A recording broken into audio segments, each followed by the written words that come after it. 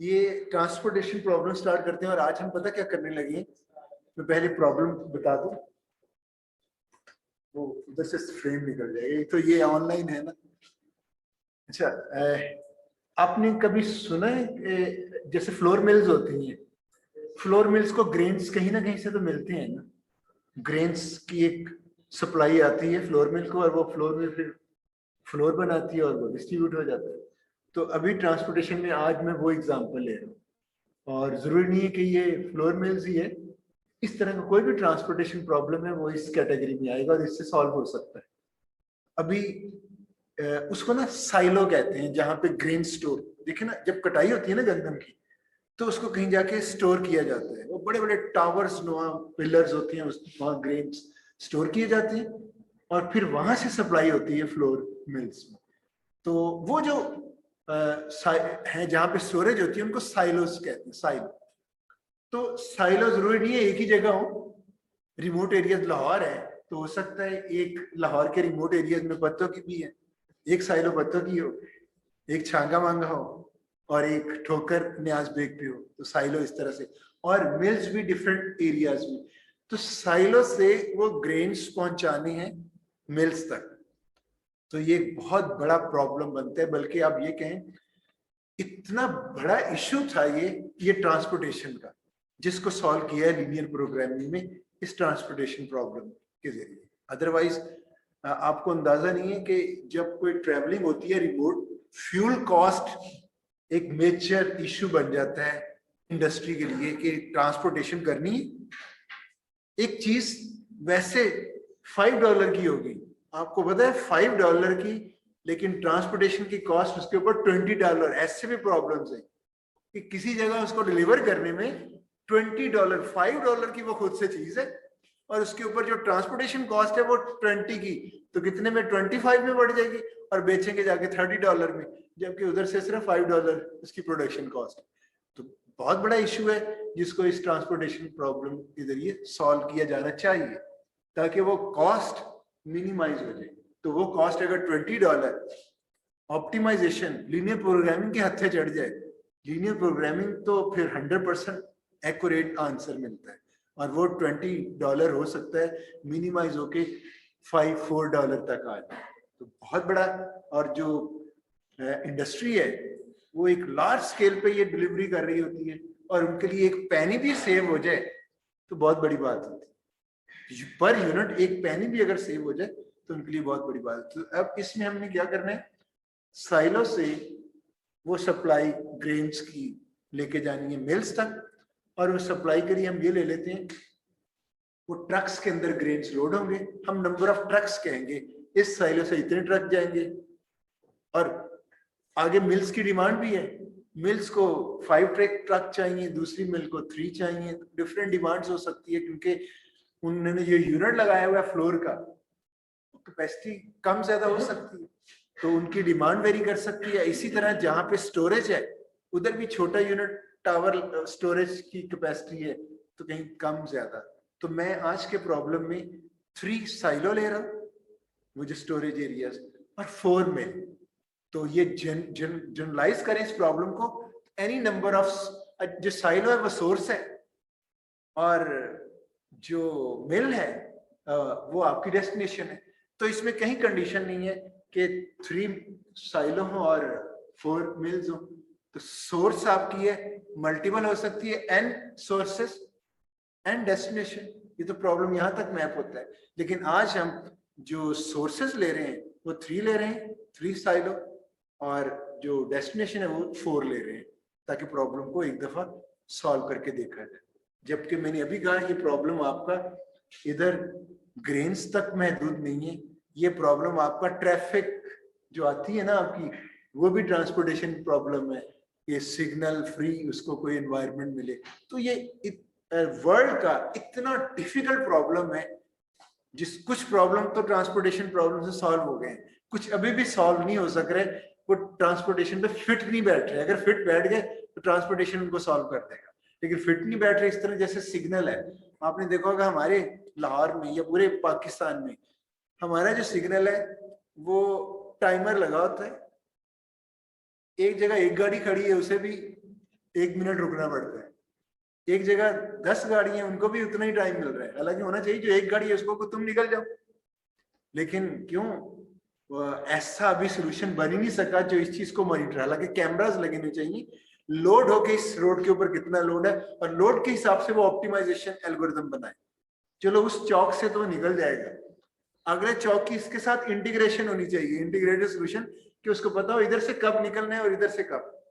तो मैंने इस प्रॉब्लम के ऊपर काफी अरसे से मैं इस पे वर्क कर रहा हूँ।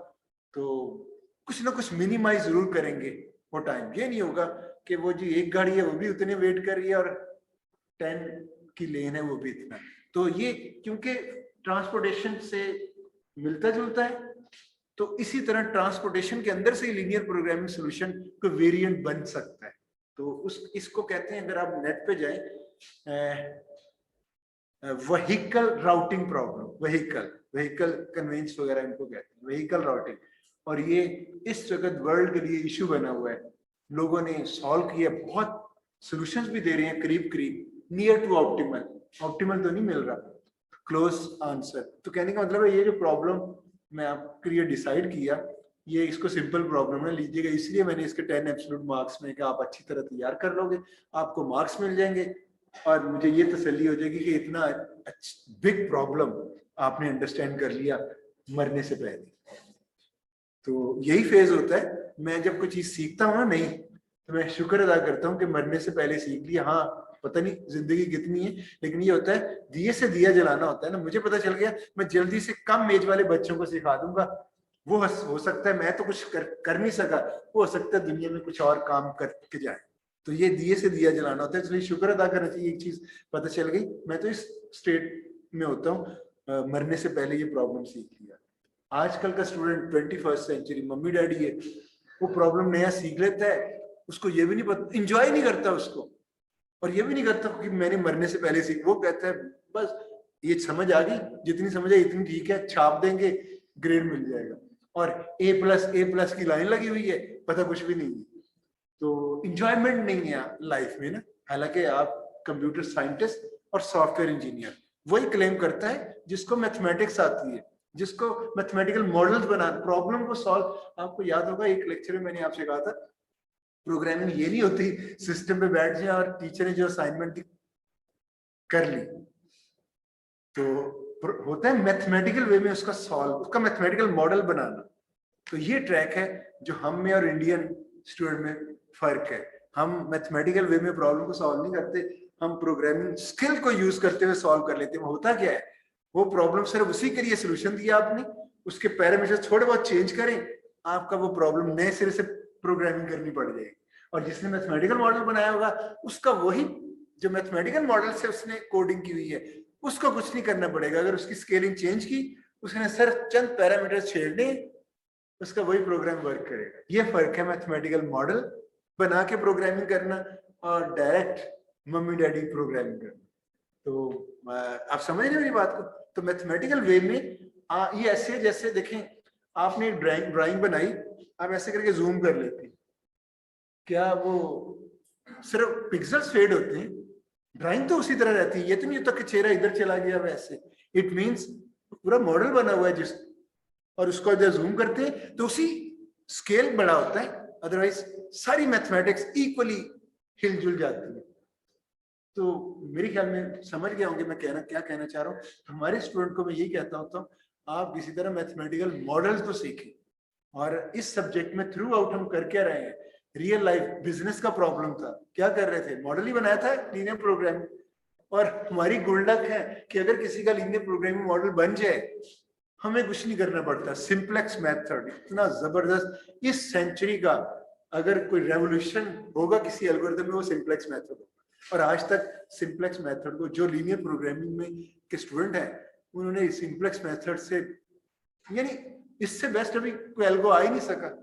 और अभी भी जो ये ट्रांसपोर्टेशन में भी हम सिंपलेक्स लगाएंगे, सिंपलेक्स के वेरिएंट है, वो शेप चेंज कर रहा है। जैसे जो ये कोविड-19 में ये जो क्या नाम है इसका वायरस का, कोरोना।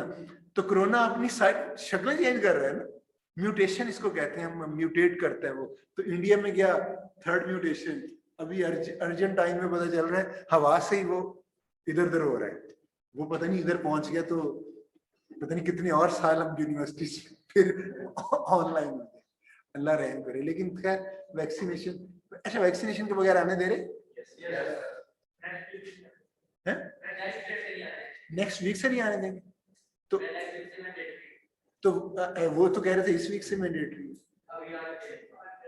आज मेल आई है। अच्छा चले, वैसे इसकी फिजिबिलिटी मुझे तो नहीं, ये ऐसी है जैसे आईडी कार्ड नहीं था, हाँ एक सिस्टम है, अगर उधर से आपको स्लिप मिलती है ना तो वो दिखानी पड़ेगी, फिर तो रोका जा सकता है। अदरवाइज ये वक्त तक नेशनल आईडी कार्ड जब नए नए कंप्यूटराइज बने थे सबको मैंडेटरी कर दिया था, कल लोगों ने 3-3 साल लग गए थे वो कार्ड बनने में। तो बात ये हो रही है कि अपना इस ट्रांसपोर्टेशन प्रॉब्लम की तरफ हम आते हैं और आपने मैथमेटिकल वे ये आपको सिखाया गया, और सिंप्लेक्स मेथड आप अंदाजा नहीं कर सकते कि आपने क्या सीख ली है। ये उनके लिए जो कंप्यूटर साइंटिस्ट बनने के लिए आए हैं या सॉफ्टवेयर इंजीनियर के लिए, दूसरे स्टूडेंट जो डिग्री लेने के लिए आए उनको तो नहीं मैं कुछ कह सकता हूँ, उनके लिए सिंप्लेक्स समझ आए ना आए बस छाप दिया, मुझसे एक ग्रेड ले लिया, इससे ज्यादा तो वो कुछ भी नहीं किया उन्होंने। और इसको प्रॉब्लम को देखते हैं, ये जनरल फॉर्म में है, ये जो ब्राउन कलर्स में है ये वाले ये सोर्सेस हैं, एम सोर्सेस, ये ब्लू में destination, m sources and destination, और ये सप्लाईज हैं और ये डिमांड्स हैं। तो हर एक के साथ, ये तो शायद आपको इतने समझना है, ये मैंने 3 सोर्सेस ले ली और 3-4 डेस्टिनेशन, इससे भी और क्लैरिटी ले आया। अब बाकायदा साइलो है और मेल्स हैं, साइलो 1, साइलो 2, साइलो 3, और जो डेटा गिवन है सप्लाई, इस साइलो के पास 15 ट्रक्स, हम एज्यूम कर लेते हैं कि 15 ट्रक ये डेली सप्लाई कर सकता है, इनका यूनिट इतना बड़ा है 15, ये यूनिट उससे भी बड़ा है, ये 25 की सप्लाई दे सकता है और ये 10 की सप्लाई। और इधर जो मिल्स हैं उन्होंने जाहिर है ग्रेन से आगे फ्लोर बनाना है, तो उनकी डिमांड है इस मिल का यूनिट कम छोटा है, उसको 5 चाहिए, 5 यूनिट्स, 5 ट्रक्स कह लें, इस मिल 2 को 15। तो ये प्रॉब्लम जब मॉडल होता है उस वक्त पता क्या है, पहले डिमांड निकलती है उधर से, मिल कहती है 5, 15, उन्होंने अपनी डिमांड निकाली, टोटल डिमांड कितनी बन गई 50। इधर फिर सप्लाई देखते हैं कि कौन कौन कितनी सप्लाई है, तो वो भी इक्वल, सप्लाई और डिमांड इक्वल होगी तो ये प्रॉब्लम आगे सॉल्व होगा। तो मैंने इधर एक सिखाने के लिए प्रॉब्लम बना लिया जिसमें 3 सोर्सेज हैं और 4 डेस्टिनेशन, साइलो 1, साइलो 2, साइलो 3, हर एक की सप्लाई, और ये भी साथ साथ मौजूद है, हर साइलो से वो हर मिल तक एक ट्रैक है, वो सप्लाई दे सकता है, यानी उसको परमिशन है, लेकिन किसको देनी है वो तो सॉल्व होके पता चलेगा। जाहिर हर एक ने हर एक को तो सप्लाई नहीं देनी, तो इसका मैं सोल्यूशन मैंने निकाला हुआ है, मैं एंड पे जाके सोल्यूशन दिखाता हूँ ये किस तरह से सप्लाई, फिर हम सॉल्व करने की तरफ आते हैं।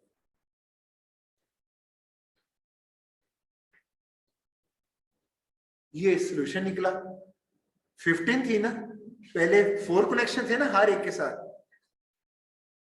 5 और 10, यानी ये जो 15 है वो डिस्ट्रीब्यूट कर रहा है, 5 इसको दे रहा है, 10 इसको, क्या हो गया ये सारी की सारी 15 डिस्ट्रीब्यूट हो गई, और इधर इसकी डिमांड पूरी होगी, ये और किसी से नहीं ले सकता, लेने की जरूरत ही नहीं है। 2 25 है तो सोल्यूशन है 5, 15, ये 2, 3, 4 को दे रहा है तो ये 25 डिस्ट्रीब्यूट हो रहे, और डिमांड इसकी डिमांड देखें ये बड़ी, ये डिमांड 10 इधर से ले रहा है, 5 इधर से ले रहा है, तो इस तरह से ये आपका एक सोल्यूशन, ये एक सोल्यूशन है, जरूरी नहीं ये ऑप्टिमल सोल्यूशन हो। आप भी, मैं अभी आपको बताऊं, मैं आपसे पूछूं कि भाई यहां से ये सप्लाई करनी है, अभी बैठ के ट्रेस करके मुझे बताएं कि किस तरह से डिस्ट्रीब्यूट, और आप भी एक सोल्यूशन दे सकते हैं मुझे कि जी आप कहेंगे ये 1 4 को इतना दे दे, इसको तो आप एक बैलेंस निकाल सकते हैं, वो जो आप बैलेंस निकालेंगे वो ब्रूट फोर्स मेथड होगा। ब्रूट फोर्स समझते हैं ना, सक्सेसफुल अटेम्प्ट होती है। एक सक्सेसफुल अटेम्प्ट को, यानी सक्सेसफुल जो सोल्यूशन है उसको ब्रूट फोर्स मेथड कहा जा सकता है, लेकिन वो ऑप्टिमल है या नहीं ये गारंटी नहीं। तो अब आप जहन में रखिएगा, ब्रूट फोर्स आपने सोल्यूशन दिया, लेकिन सिंपलेक्स मेथड अटेम्प्ट लेके वही जो आप सोल्यूशन दोगे स्टार्ट पे, तो सिंपलेक्स क्या करेगा, उसको नॉन ऑप्टिमल आइट्रेशन ले लेगा और फिर अपना एंटरिंग लीविंग करते हुए आपको ऑप्टिमल सोल्यूशन दे देगा। तो वो गारंटी देगा कि आपका ऑप्टिमल सोल्यूशन क्या है। तो आइडिया हो गया कि क्या करने हमने। तो ये मैं एमएस लेवल पे ये कई दफा करवा चुका हूँ। ट्रांसपोर्टेशन प्रॉब्लम मैंने कभी उसकी स्लाइड नहीं बनाई थी, बुक से करवाता होता था। आसानी है ना, स्लाइड बनाने में बहुत टाइम लगता है, तो मैं बुक से करवा देता था। थोड़ा सा डिफिकल्ट होता था स्टूडेंट को अंडरस्टैंड करना।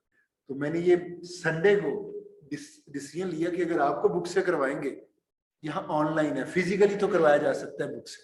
मैं इवन बुक पे व्हाइट बोर्ड पे लाके उधर ही क्रॉसेस लगा के ऐसे सॉल्व कर देता होता। तो अभी क्योंकि आधे ऑनलाइन है आधे इधर हैं, तो ये मेथड ठीक नहीं है। इसलिए आप देख रहे होंगे मैंने स्लाइड्स में एनिमेशन यूज करता हूँ कि स्टेप वाइज रनिंग मोड में चलाया करें, एडिटिंग मोड में नहीं, क्योंकि रनिंग मोड में तो मैंने कुछ ट्रांजिशंस यूज की होती है। तो मैंने अभी संडे को अटेम्प्ट ली, मंडे को मेरा लेक्चर था, मैं रात 10 बजे बैठा हूँ ये स्लाइड बनाने में। ये तकरीबन 53 समथिंग इतनी स्लाइड्स बनी, और सुबह 3:30 बजे, सुबह हो जाती है 3:30 बजे कंप्लीट हुई। सो गया 1 घंटे, 4:30 नमाज के लिए उठा, फिर 1 घंटा सोया, वापस 9:30 बजे इधर क्लास ले रहा। तो एफर्ट क्यों की? एफर्ट ये की, ये जो हमारी नेशन के लोग हैं, तो नेशन बिल्डर होना चाहिए ना टीचर को। अभी देखें, आपको ऐसे गुजार देना टॉपिक करके आपको समझ आए ना आए मेरा काम हो सकता है, लेकिन वो जो नेशन बिल्डिंग वाली अप्रोच है ना टीचर की, कि नहीं सिखा के छोड़ना है और ये मेरी रिस्पॉन्सिबिलिटी भी है, मेरा फर्ज बनता है, तो वो फिर एक्स्ट्रा कॉन्टैक्ट आवर्स, अपनी नींद को कंप्रोमाइज करते हो। और अब आपके इस सेमेस्टर में तो मैंने शायद 3 घंटे 4 घंटे, इससे ज्यादा नींद नहीं पूरे सेमेस्टर में। कुछ चीजें पहले स्लाइड्स बनी हुई थी वो, और कुछ मैं एक और सब्जेक्ट भी साथ साथ ले रहा हूँ। जिन्होंने बेल आइकन प्रेस किया है उनको मिल रहे होंगे, और भी मेरे ख्याल में किया ही नहीं होगा। तो डिजिटल लॉजिक डिजाइन के लेक्चर्स भी मैं कर रहा था, दोनों सब्जेक्ट। वो लेक्चर पता किन के लिए बना रहा हूँ? यूईटी में। अच्छा, ये जो यूनिवर्सिटी ऑफ इंजीनियरिंग टेक्नोलॉजी, उधर लोग टीचर इतनी एफर्ट नहीं करते। तो एक क्लास है, उन्होंने मुझे रिक्वेस्ट की कि उनको बिल्कुल समझ नहीं आ रही, तो मैं उनके लिए एफर्ट करनी शुरू कर दी। ये मैं उनके ग्रुप में लेक्चर, दो लेक्चर्स, और 2 लेक्चर्स की स्लाइडें बनाना और साथ साथ लेके जाना, तो फिर मीन एलिमेंट मिनिमाइज करना पड़ता है 2 से 3 घंटे। लेकिन टाइम पे उनको भी मिल रही है चीजें, आपको भी मिल रही है अल्हम्दुलिल्लाह। और ये ट्रांसपोर्टेशन प्रॉब्लम साथ साथ, तो मेरे चैनल की एक एफर्ट भी हो जाएगी, प्रोडक्ट भी बन जाएगी। अगली क्लास में ये ऐसे नहीं होता कि एक एफर्ट होगी अगली, तो जिस टीचर को होता है ना हर दफा नई चीजें, तो उस मैं अभी भी कुछ स्लाइड्स पहले बनी हुई थी, लेकिन आप टाइम पे मैंने नहीं बनाई, क्योंकि मुझे पता चला नहीं इससे भी अच्छा वर्जन हो सकता है। तो हो सकता है ये जो है जब मैं दोबारा बनाऊं तो फिर और नहीं मजा नहीं आया, आप दोबारा बनाते हैं। तो हमारी ये टेस्ट है, तो टेस्ट चेंज होता रहेगा। ये सर जी एक्सक्यूज सर वो ना मेरा इंटरनेट बंद हो गया, तो मैं मोबाइल डाटा मैंने कनेक्ट किया, तो इन केस अगर मेरा डिस्कनेक्ट हो जाता तो काइंडली अटेंडेंस मार्क कर दीजिएगा। अच्छा, मैंने कहा शायद कह रहे मेरा पैकेज खत्म हो गया, हॉटस्पॉट चला दे। आपका good name? Bilal Tariq sir. Bilal Tariq. वो एंड पे बताइएगा, ड्यूरिंग क्लास हमें डिस्टर्ब ना करें, ठीक है? सर वो मैं कह रहा हूँ इन केस अगर मेरा तब तक डिस्कनेक्ट हो जाए, क्योंकि मैंने अच्छा, मोबाइल डाटा ऑन वो किया पहले से ये फैसिलिटी ले ली कि डिस्कनेक्ट होना है। चलें, कोशिश करता हूं मैं नाम याद रखने की आपको, ठीक है? चलिए, अच्छा, इस स्लाइड में आप जरा देखिएगा, अभी भी ये कंप्लीट नहीं हुई। इतने घंटे लगाने के बाद भी आधा प्रॉब्लम सॉल्व हुआ। मेरा वेडनेसडे फ्री होता है, कल मैंने ऑफ ले लेने, तो और आपकी ये स्लाइड कंप्लीट करनी है। इधर भी बैठ के हो जाता है काम, लेकिन दिल करता है कि हम भी छुट्टी करें, घर में बैठे। जी अब इसमें आपको देखें, ये जो ये चीज है, ये क्या चीज है? ये यहां से यहां तक ट्रांसपोर्टेशन की कॉस्ट है 10। तो वो जो 15 है, ये 15 की कॉस्ट नहीं है, बल्कि एक यूनिट की कॉस्ट, एक ट्रक को उधर सप्लाई करने में ये यूनिट कॉस्ट है। तो 15 के ये इधर 5 आपने इधर दिए थे, तो कितनी होगी 5 into 10। तो अभी हम उस कॉस्ट की तरफ भी आ जाएंगे। लेकिन इधर ये जो फॉर्म है आपके पास, इस पे सिंप्लेक्स मेथड लगाए ना, तो सिंप्लेक्स मेथड खुद हाथ जोड़ेगा कि मुझे कहां फंसा रही है। तो सिंप्लेक्स मेथड इस डायग्राम, ये नेटवर्क है एक तरह से, इसको हम नेटवर्क कहते हैं। ये जो नोड्स और आर्क्स होती है ना, तो आपके सोर्स और डेस्टिनेशन का एक नेटवर्क मैंने बना दिया, जिसमें अब नेटवर्किंग बढ़ी है अभी नहीं बढ़ी, चले फिर इसमें डिटेल में नहीं जाते। तो सिंप्लेक्स वालों ने ना कोई एक जबरदस्त किस्म का स्ट्रक्चर बनाया जिसके ऊपर सिंप्लेक्स मेथड लग सकता है। उसने क्या किया, यही इंफॉर्मेशन को ये टेबल के अंदर लेके आ, टेबल के अंदर किस तरह से पढ़ा जाएगा ये देखिए, मैं जरा पूरा शो कर दूं। ये इधर डिस्टर्ब कर रही है जी। आप देख रहे हैं साइलो 1, साइलो 2, साइलो 3 रोज बन गई, और उनकी जो सप्लाई थी सामने लिख दीजिए, सामने है ये साइलो 1 की सप्लाई है, ये ऊपर सप्लाई मेंशन करती है। ये 25 साइलो 2, इसी तरह ये कॉलम जो है ये मिल्स बन गई 1 2 3 4। तो उस नेटवर्क से ये ज्यादा नीट और अंडरस्टैंडेबल है। और जहां तक ये है, ये कॉस्ट कि एक साइलो 1 से मिल 1 तक जो एक ट्रांसपोर्टेशन थी, जो एक ट्रक की कॉस्ट है, वो 10 इधर मेंशन कर दी। तो हर एक बॉक्स के अंदर एक सोल्यूशन पड़ा हुआ है और वो कॉस्ट मेंशन कर दी। अब ये वेरिएबल है, अभी तक तो ये था कि ये 15 सप्लाई है, लेकिन इस 15 को इनमें से किसको डिस्ट्रीब्यूट करना है। आपको जो भी मैंने आंसर दिया था, साइलो 1 ने किसको डिस्ट्रीब्यूट किया था, 1 को 5 दिया था और सेकंड मिल को 10 दिया था। तो देखें उसने इन दो को दिया, ये दो को नहीं दिया, तो वो भी हम इसको सॉल्व करने लगे। तो ये डेटा क्लियर है, ये वो वेरिएबल है कि कितने ट्रक्स उसको मिलेंगे किस जगह से, और ये कॉस्ट है। तो आई थिंक हर मिल की डिमांड सामने है, हर साइलो की सप्लाई सामने है, और ये रोज और कॉलम में ये ज्यादा ग्रिप होगी, सिंप्लेक्स मेथड इसके ऊपर लग सकता है। तो पहली बात क्या करनी है, सिंप्लेक्स मेथड का पहला स्टेप क्या होता है। अच्छा ये जरा माइंड में रखिएगा, ये सिंप्लेक्स मेथड जो पहले सिंप्लेक्स मेथड, उसमें स्ट्रक्चरल डिफरेंस है। स्ट्रक्चरल डिफरेंस पता क्या, उसके वेरिएबल को पता क्या कहते थे, 2 वेरिएबल x1 x2, कोई और तो वेरिएबल नजर नहीं आता था। 3 वेरिएबल है तो x1 x2 x3। इसमें वेरिएबल्स क्या आ रहे हैं, इसमें वेरिएबल की टैगिंग सब्स्टिट्यूट टाइप का है, x1 1 1 नहीं है 1 1 मीन यहाँ पे सोर्सेज है और डेस्टिनेशन है, उधर सोर्सेज डेस्टिनेशन नहीं है, तो स्ट्रक्चर कंप्लीटली डिफरेंट है। तो यहाँ वेरिएबल्स होंगे 1 1 मीन अगर आपको मैं कहूँ ना वेरिएबल है x2 3, तो प्रॉब्लम साइलो और मिल नहीं बताया, आपको पूछूं ये क्या है x2 3, आप ये तो कह सकते हो सोर्स टू डेस्टिनेशन 3। तो ये सोर्स टू से डेस्टिनेशन 3 में जो भी सप्लाई आप देंगे, ये वेरिएबल वो अमाउंट है, वो क्वांटिटी है। तो समझ रहे स्ट्रक्चरल डिफरेंस। तो इसमें यानी जो वेरिएबल्स होंगे, जितने ये देखें 2 3 सोर्सेस 4 डेस्टिनेशन, कितने बॉक्सेस बनेंगे, 3 into 4 12। ये टेबल मैट्रिक्स टाइप बन गया। तो जितने बॉक्सेस होंगे उतने वेरिएबल होंगे। अब हम इसको सॉल्व करते हैं, और सबसे पहला प्रॉब्लम क्या होता था, हाँ ये गिवन होगा। अच्छा टाइम नहीं है, नहीं तो आपको जैसे आप अपना प्रॉब्लम फॉर्मुलेट नहीं करते थे, स्पेसिफिकेशन गिवन थी, material M1 M2 market demand, और आपने मॉडल बनाया था,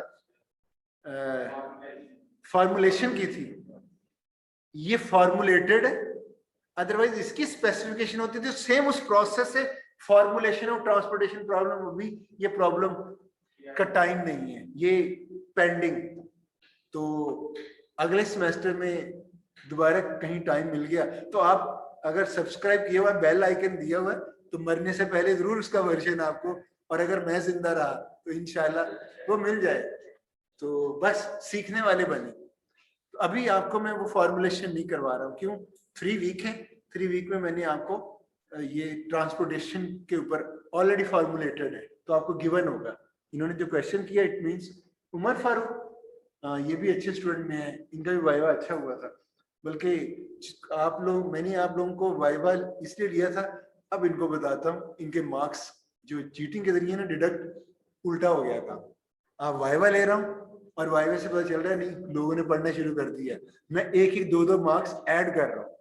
तो यकीन करें कि 100 प्लस स्टूडेंट्स को मार्क्स मैंने ऐड किए, और जो रेड बुक में आए हैं उनको पता भी नहीं है, उनको उनके मार्क्स मेरे सामने थे जब मार्किंग के जरिए थे, उनको नहीं बताए। आपको पता है ये मार्क्स आपको नहीं बताए थे, जैसे पता चला ये चीटिंग है, उसको किसी को बता दिया, किसी को नहीं बताया, मार्क्स उसी टाइम पे खुद ही माइनस किया और उसे पता भी नहीं। होना ही ऐसे चाहिए था। तो ये फेयर वे ही है ना, ऐसे गलत तो नहीं है ना? आपसे पूछ रहा हूँ, यही फेयर वे। अभी ऑनलाइन में पता क्या, जो मेहनत करता है, मुझे कर्व चाहिए, बेल कर्व होती है आपकी, जो रिलेटिव मार्किंग होती है, कि जो अच्छे स्टूडेंट्स हैं वो इतने होते हैं, आपको पता बेल बनती है ऐसे, उसका मतलब पता क्या होता है, मैक्सिमम स्टूडेंट, ये जो कर्व ऐसे है इतनी, बहुत कम स्टूडेंट ए ग्रेड वाले होते हैं, मेजॉरिटी साई लोगों की होती है। जो बेल का ये एरिया होता है सेंट्रल, वो बी माइनस सी, यानी बी प्लस बी माइनस तक, और जो एंड पे है जो बहुत बुरे होते हैं वो भी कम होते हैं। तो ये पूरी बेल बनती है, अच्छे स्टूडेंट्स 5-6, बहुत बुरे स्टूडेंट 5-6 निकलते हैं, और मैंने भी इतनी पकड़ी है क्लास के अंदर। और जो मीडियोकर्स होते हैं, साइन लोग कहेंगे उनको, क्योंकि ये तो एक्सट्रीम है ना, बहुत अच्छे और बहुत बुरे, ये तो यूनिक होते हैं। और जो दूसरे हैं साइन लोग, वो तो उसकी पूरी एक बेल शेप बनती। क्या बात हो रही थी कि ये कहां से बात आई थी? फॉर्मुलेशन क्या? चले खैर, दोबारा याद आ गया तो फिर बात करते हैं। अच्छा, अब हम प्रॉब्लम को स्टार्ट करते हैं। और सबसे पहला प्रॉब्लम क्या होता है, आप सिंपल मैथड से सॉल्व कर लें। क्या किया था आपने? स्टार्टिंग बेसिक सॉल्यूशन, बल्कि स्टार्टिंग बेसिक फिजिबल सॉल्यूशन। अभी देखिए, आप लोगों ने फौरन कहा स्टार्टिंग बेसिक, तो मुझे लग रहा है ये बच्चे पढ़ने वाले हैं। और फिर एक एक्सपीरियंस, इतनी स्टोरीज हैं वाइवा की, उस याद आई जा रही है, मैं लेक्चर से हट के स्टोरी सुनाने का लगता है। वो फिर एक स्टोरी आ गई। एक स्टूडेंट, अभी स्टोरी सुना दी है ये, एक स्टूडेंट को मैंने कहा एंटरिंग वेरिएबल, सुना दिए। मैं तीनों सेक्शन को सुना रहा हूँ। नहीं, एंटरिंग वेरिएबल की अभी सुनाई है, सुबह सुनाई थी मैंने ये। क्या सुनाया था स्टार्ट में? चले मुझे बताएंगे, वही स्टोरी है कोई और? एम टेक्निक वाली सुनाई थी आपने, कहा था कि एम टेक्निक मतलब हो गई स्टोरी। चले फिर तो अभी मैंने जब आपसे पूछा पहला क्या है, तो हारिस बेग, तो इसने कहा, और बल्कि सबकी आवाज आई, जिस स्टार्टिंग बेसिक फिजिबल सॉल्यूशन होना चाहिए, तो वही हमने निकालने। उधर तो हमें स्टार्टिंग बेसिक पता कैसे निकलता था, हम नॉन बेसिक जबरदस्ती बनाते थे, स्लैक वेरिएबल थे। इधर ऐसा कोई चक्कर नहीं है, लेकिन एक चीज कॉमन है कि स्टार्टिंग सॉल्यूशन लेते, इसका अपना एक मेथड है, लेकिन सिंप्लेक्स मेथड की बेस वही है कि स्टार्टिंग सॉल्यूशन चाहिए।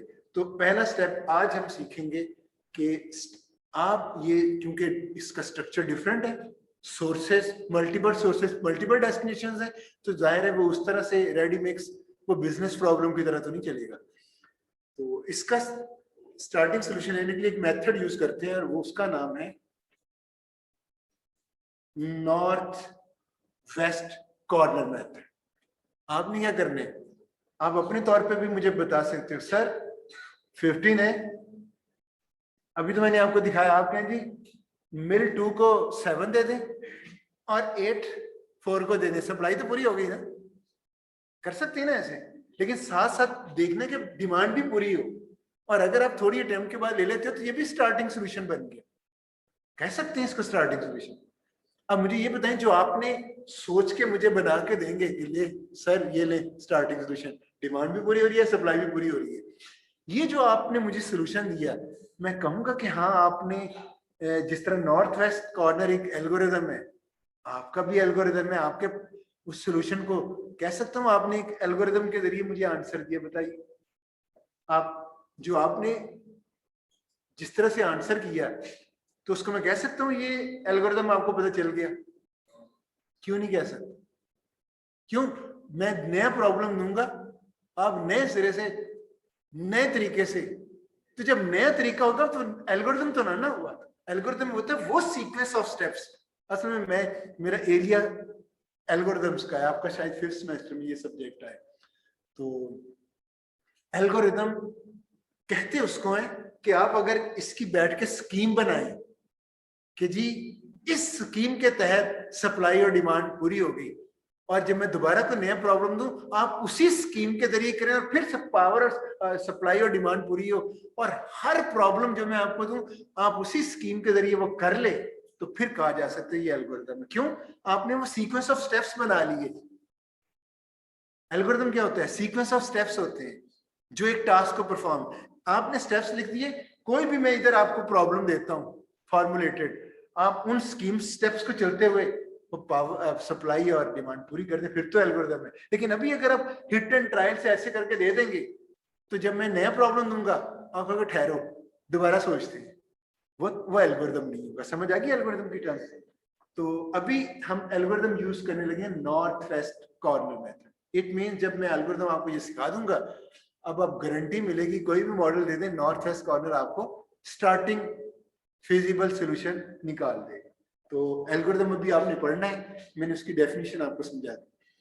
अब हम स्टार्ट करते हैं। नॉर्थ वेस्ट कॉर्नर पता क्या करता है भाई? सप्लाई, आपने किसी ना किसी को तो किसी साइलो से कहना है ना, ये लो इतने तुम ले लो मिल को। स्टार्ट कहां से करना है?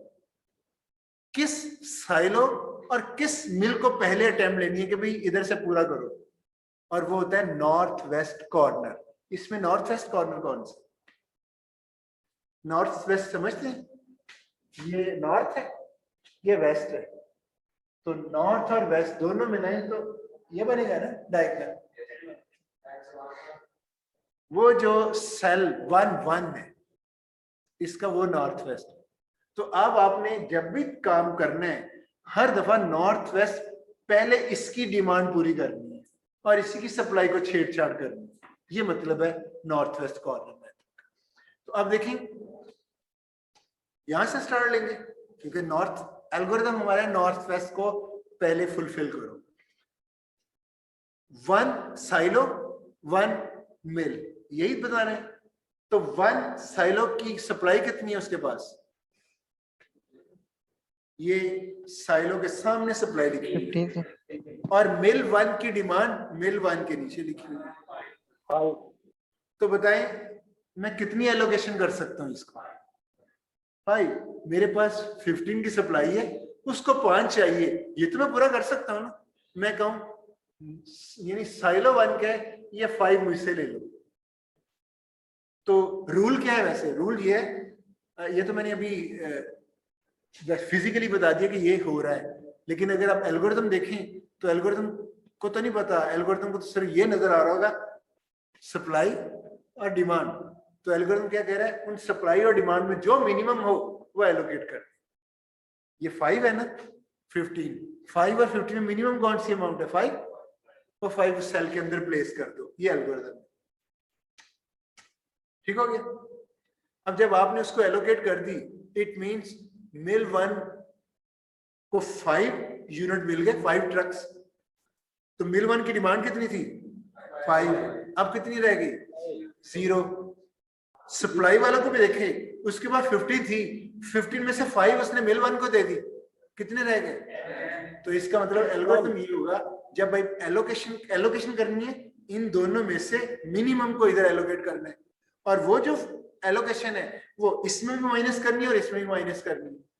तो 5 को माइनस कर दे रहे हैं डिमांड में भी और सप्लाई में भी। ये मैंने क्रॉस करके बैलेंस कर दिया, सबट्रैक्शन। कोई इश्यू तो नहीं?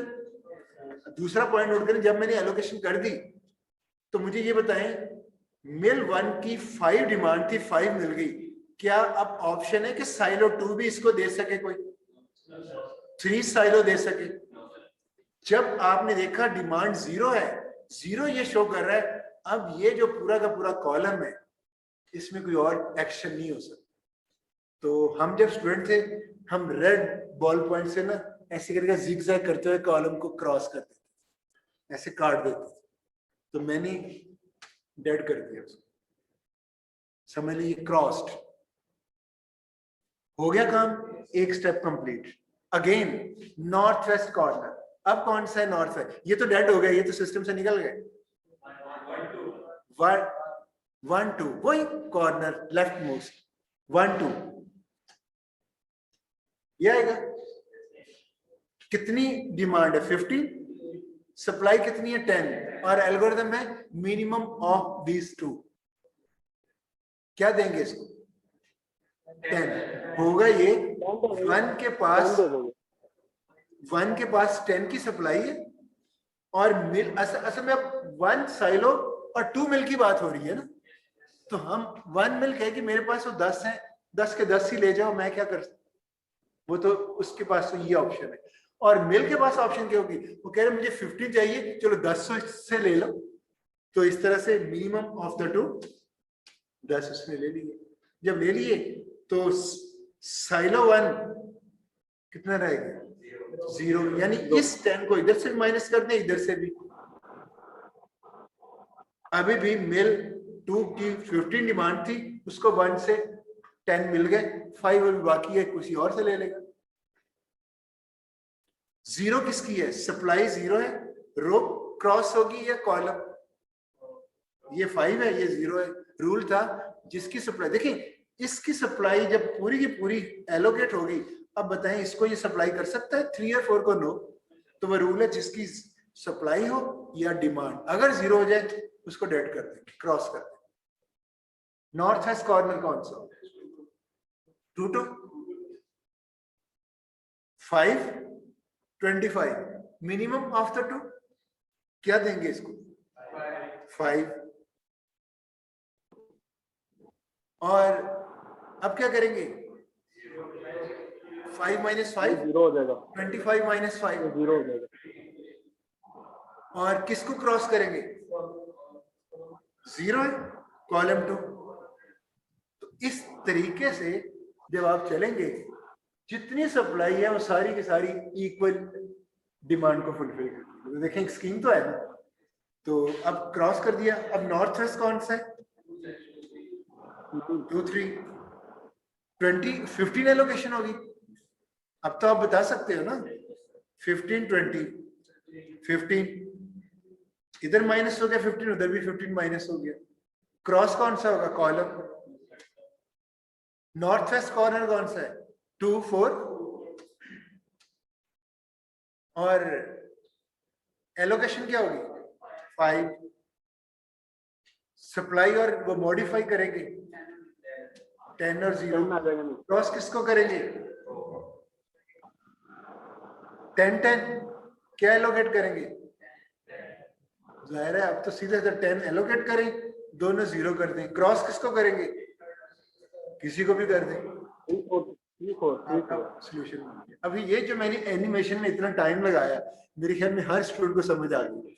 और अगर मैं इसको बुक के ऊपर से समझाता तो बहुत से इश्यूज, अभी भी कुछ इश्यूज आएंगे आपको। क्यों? अभी कुछ क्वेश्चंस हैं। अगर सप्लाई और डिमांड दोनों सेम हो तो कौन सी दी जाएगी? चलिए पहले शाबान का क्वेश्चन सुनते।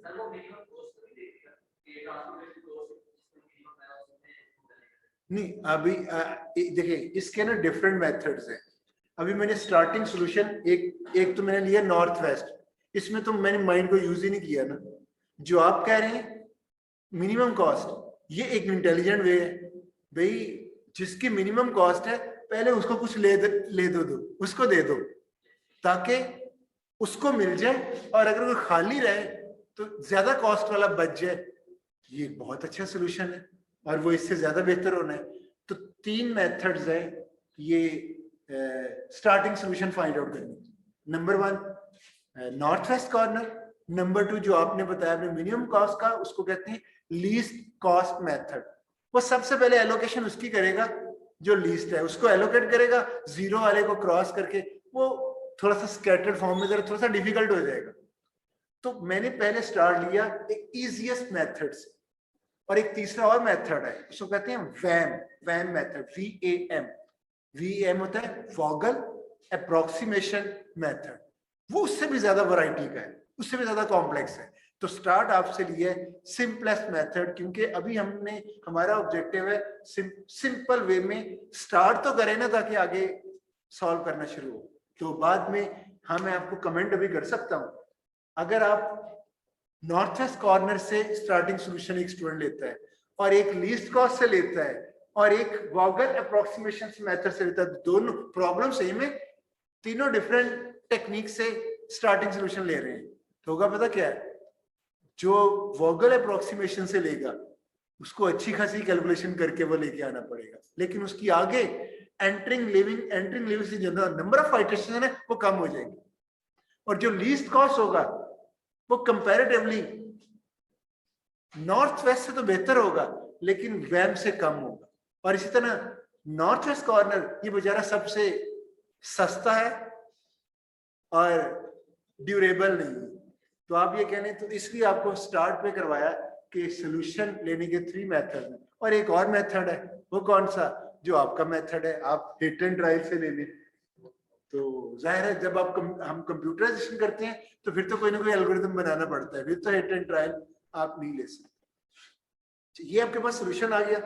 मैं पता क्या करूंगा, मैं ये प्रॉब्लम जब सॉल्व कर लूंगा, और इस प्रॉब्लम को सॉल्व करने में 2 वीक लग सकते हैं, 3 लेक्चर्स तो मुझे लगता है लाजमी लगेंगे, 4th लेक्चर भी लग सकता है।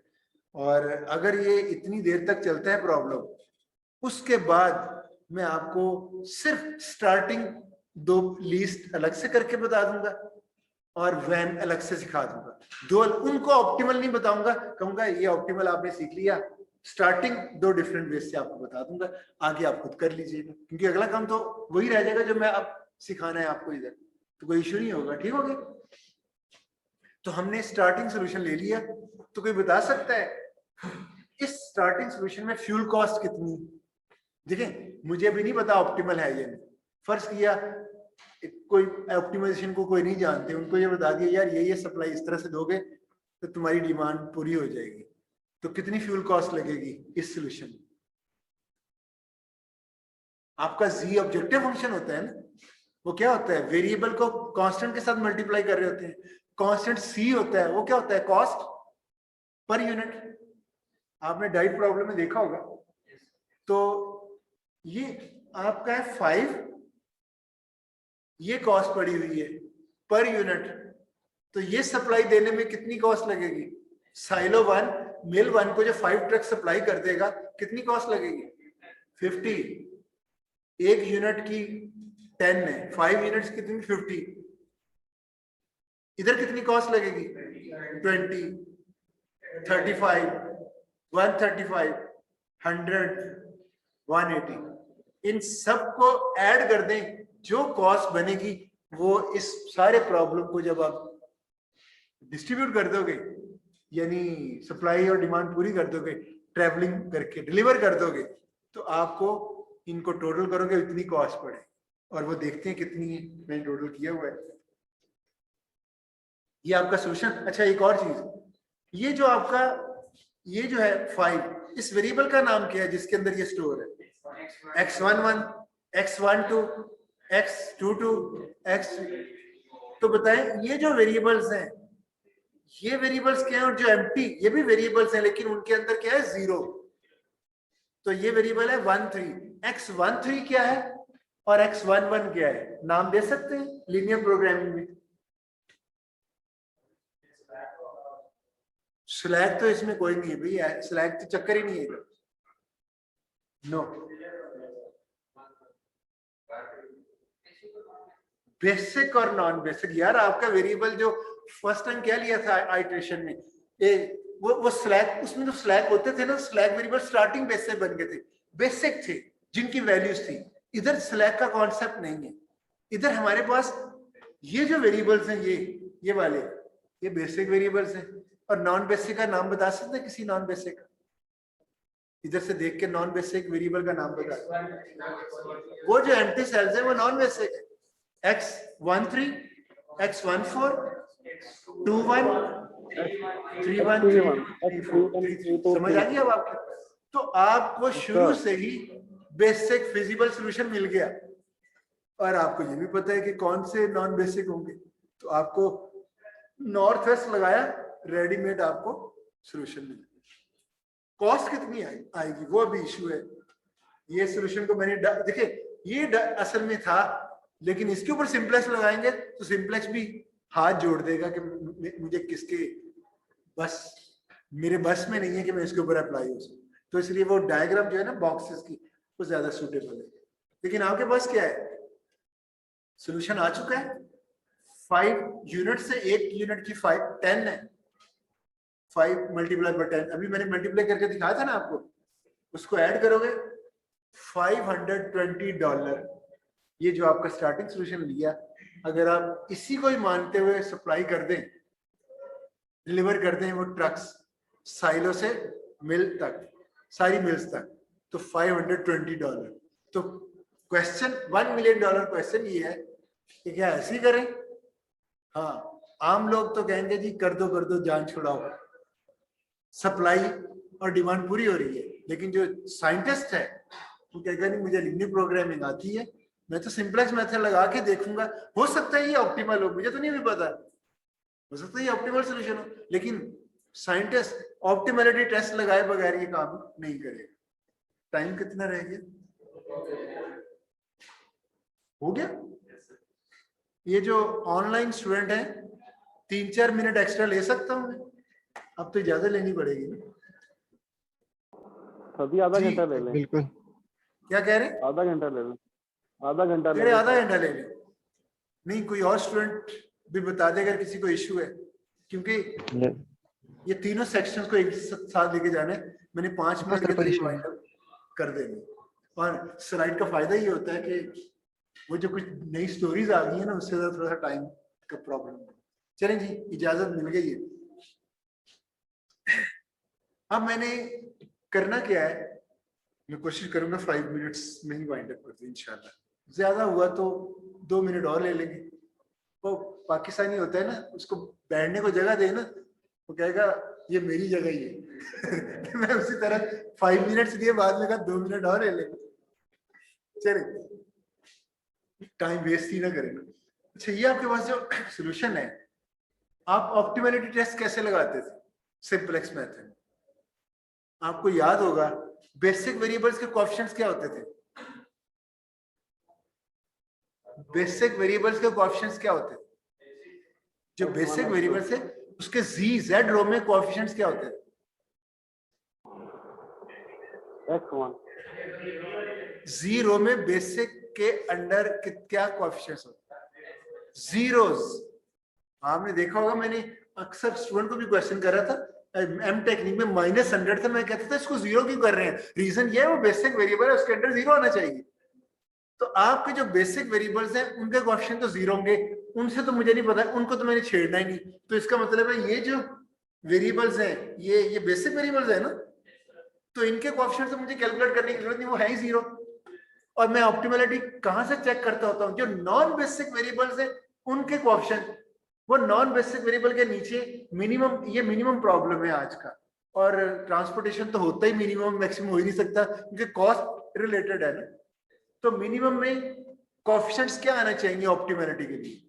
सारे नेगेटिव, सारे नेगेटिव। अब मैंने ये चेक करना है कि वो जो जी होती थी ना आपकी उधर, तो बेसिक के नीचे जीरो से नॉन बेसिक के नीचे मैंने देखनी है क्या है, और मैंने कहना है कि अगर वो नेगेटिव है सारे तो फिर तो ऑप्टिमल है, अगर वो एक भी पॉजिटिव हुआ तो फिर ऑप्टिमल नहीं। इट मींस ये जो सेल्स हैं, इन सेल्स के मैंने कोएफिशिएंट्स कैलकुलेट करने हैं। ये नॉन बेसिक है, इनके कोएफिशिएंट्स कैलकुलेट करने हैं जेड रो के। अगर वो नेगेटिव हुए तो ऑप्टिमल, अदरवाइज नॉन ऑप्टिमल। तो आज हम सिर्फ ऑप्टिमलिटी का ही टेस्ट लगा के वाइंड अप कर देंगे। तो देखिए कैसे करना है। उसके लिए उसके लिए हम क्या करेंगे, बंद ही कर देता हूँ। बेटा मेरा छोटा है, वो जब मैं वापस आ रहा होता हूँ ना, उसे पता है बाबा ने इतने बजे निकलना है, तो वो मुझे कहता है मैसेंजर पे ऑन करें कैमरा और सारे रास्ते वीडियो ऑन करें और रोड की तरफ कैमरा करें। वो ऐसे जैसे बेगम नहीं होती, कहाँ से होके आते है। वो लाड प्यार है उसका, तो अभी वो शुरू हो गया है, क्योंकि उसे पता है, देखिए उसे क्लास टाइम का पता है, 3:15 3:15 है ना टाइम टेबल शायद उसे भी याद हो। अच्छा, ये नॉन बेसिक को आपने एड्रेस करना है, और उसके लिए पता क्या है, सबसे पहले एक होता है हम मेथड यूज करेंगे, मेथड ऑफ मल्टीप्लायर्स। और मल्टीप्लाई पता क्या करेंगे, ये जो साइलो 1 है, साइलो 2, साइलो 3, इसके साथ एक मल्टीप्लायर अटैच कर देंगे, उसको कहेंगे u। साइलो 1 के साथ u1, साइलो 2 के साथ u2, u3, और मिल के साथ v1, v2, v3, v4। तो 4 उसके साथ मल्टीप्लाई, ये मेथड ऑफ मल्टीप्लायर है। और वो क्या करते हैं, पहले तो हमने चेक करना है कि ये ऑप्टिमल है या नहीं। अगर ऑप्टिमल है तो स्टॉप, अगर नहीं है तो एंटरिंग वेरिएबल। और एंटरिंग वेरिएबल के लिए हम कोएफिशिएंट कैलकुलेट करने लगे हैं, नॉन बेसिक वेरिएबल। तो उसके लिए कौन सा मेथड यूज करेंगे, मेथड ऑफ मल्टीप्लायर्स। और एसोसिएट करेंगे मल्टीप्लायर्स हर सोर्स और डेस्टिनेशन के साथ। तो मैंने अटैच कर दिए v1, u1, u2, u3, v1, v2, v3। अब u1, u2 को पहले कैलकुलेट करना है, उसकी कैलकुलेशन बेसिक वेरिएबल से आएगी, और जब वो मल्टीप्लायर्स मुझे मिल जाएंगे, फिर हम नॉन बेसिक वेरिएबल से उसके कोएफिशिएंट कैलकुलेट कर सकते हैं। तो पहले मैंने क्या करना है, इन u1, u2 की, तो जो बेसिक वेरिएबल्स होते हैं, हर बेसिक वेरिएबल्स के साथ ये कंडीशन सेटिस्फाई होनी चाहिए, ui plus vj equal to cj। तो ui क्या है, वो अभी मुझे बेसिक वेरिएबल कौन सा है, ये वाला। पहले मैं बेसिक वेरिएबल 1 1, अब मेरे पास i क्या है 1 और j क्या है 1, तो ये u क्या बन जाएगा u1, और v क्या होगा v1, और ये c11, c11 मुझे गिवन है 10, ये कॉस्ट है ना c11। तो मैं x1 से रिलेटेड ये जो इक्वेशन बनेगी, ये 1 और ये 1, u1 plus v1 equal to 10। दूसरा बेसिक वेरिएबल कौन सा है, ये वाला 1 2, i क्या है 1 और j क्या है 2।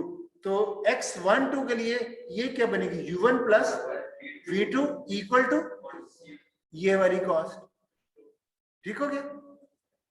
एक और बता देता हूं, फिर वाइंड अप करते हैं। ये क्या होगा 2 2 के साथ u2 plus v2 equal to 7। तो मैं ये सारी उसी तरह ये बना लेता हूं। ठीक हो गया। अब इनको कैलकुलेट करना, ये बेसिक वेरिएबल से ये बनानी है। अब मैंने एक वेरिएबल को 0 पुट करूं तो सारी ट्रेल सॉल्व हो जाएगी। और 0 किसको अज्यूम करना है, वो सिर्फ सप्लाई वाली मल्टीप्लायर्स को, किसी एक को 0, यानी u में से किसी एक को 0 करना है, v को नहीं करना। तो मैं u1 को 0 ले लेता हूं। देखिएगा u1 अगर मैं 0 लूं तो आप कह सकते हो 0 0, v1 10 और v2 2, सीधा ही निकला है। पहले तो मैंने बंद की थी ना। अच्छा, अब मेरे पास इधर v2 आ चुका है, तो आइटरेटिवली v2 इधर पुट करूंगा, तो u2 7 - 2 आ सकता है, ये भी आ गया। u2 5 इधर पुट करूंगा, तो v3 क्या होगा 9 - 5। u2 ऑलरेडी इधर मौजूद है, तो मैं सारे वेरिएबल्स, मुझे एक वेरिएबल 0 एज्यूम करके सारे, और ये वैल्यूज मैं इनके साथ इधर ही प्लेस कर दूंगा। ये देखिए u1 0, u2 5, ये इधर प्लेस कर दिए, इधर कोई इश्यू तो नहीं आता। अब देखें, अब मैं इन मल्टीप्लायर्स को यूज करते हुए नॉन बेसिक के कोएफिशिएंट्स फाइंड आउट कर सकता हूं। और उसके लिए फार्मूला क्या है, बस ये लास्ट है,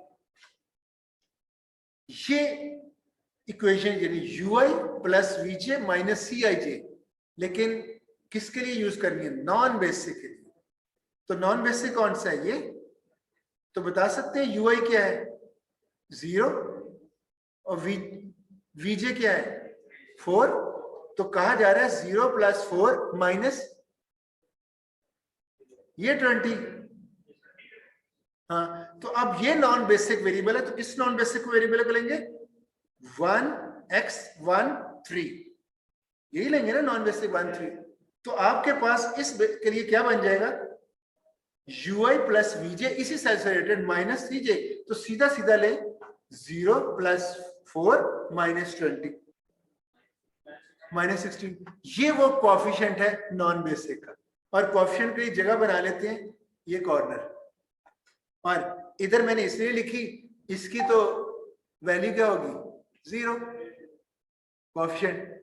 तो नेक्स्ट लेते हैं ये वाला, ये कौन सा है?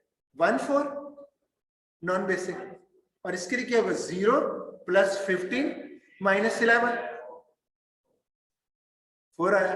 4 से पता चल गया ऑप्टिमल सॉल्यूशन ये, क्योंकि नेगेटिव कोएफिशिएंट ऑप्टिमलिटी थी, एक भी पॉजिटिव आ गया कोएफिशिएंट तो नॉन ऑप्टिमल। नेक्स्ट, अब आप ये देखना चाहेंगे 2 1 के लिए। 2 1 के लिए क्या होगा? 5 + 10 - 12 3 इधर लिख दे। इस ये बेसिक है, इसका तो 0 होगा। अब ऐसे पुट करेंगे भी तो वो 0 आ जाएगा, देख सकते हैं। 5 + 2 - 7 0, वो भी आ रहा है लेकिन उसकी जरूरत नहीं। इस सेल की आएगी बात। 3 आगे + 10 - 4, ये वाला, ये आंसर आ गया 9। 3 + 2 - 14, 3 + 4 - 16, ये आपके कैलकुलेट हो गए। अब आपने जब ये कैलकुलेट कर लिए, सिर्फ माइंड में ये रखना है जो मल्टीप्लायर्स लिए थे वो बेसिक वेरिएबल्स को लेके मल्टीप्लायर्स कैलकुलेट किए थे, और ये जो कोएफिशिएंट्स हैं ये नॉन बेसिक सेल्स से आप लिए। अब आपने देखना है कि अगर एक भी पॉजिटिव है तो नॉन ऑप्टिमल एंटरिंग कौन सा होगा? कौन सा एंटरिंग वेरिएबल है? मिनिमम है, मोस्ट पॉजिटिव कौन सा सेल है? 9 वाला, 9 कोएफिशिएंट वाला 3 1। तो इट मींस अगली दफा नया काम क्या शुरू होने लगा है। अभी सिर्फ ऑप्टिमलिटी टेस्ट लगा है, अगला काम होगा एंटरिंग वेरिएबल डिसाइड हो गया, लिविंग डिसाइड करना होगा। ये जो सेल है ये खाली है। आपका पहले जो बेसिक होता था वो 0, नॉन बेसिक होता था वो 0 होता था, आप उसको इधर एंटर करते थे, नई वैल्यू आई, और एक को लीव कर देते थे। अब क्या होगा? ये एम्प्टी है, अब इधर कुछ ना कुछ वैल्यू आएगी, और जिनमें वैल्यूज हैं उनमें से कोई वैल्यू 0 हो जाएगी। ये काम हम नेक्स्ट लेक्चर में करेंगे। तो आई होप आपने अंडरस्टैंड किया होगा, और ये जो एनिमेशन है ना, इस एनिमेशन से जल्दी समझ आ जाती है आपको। दोबारा हम बार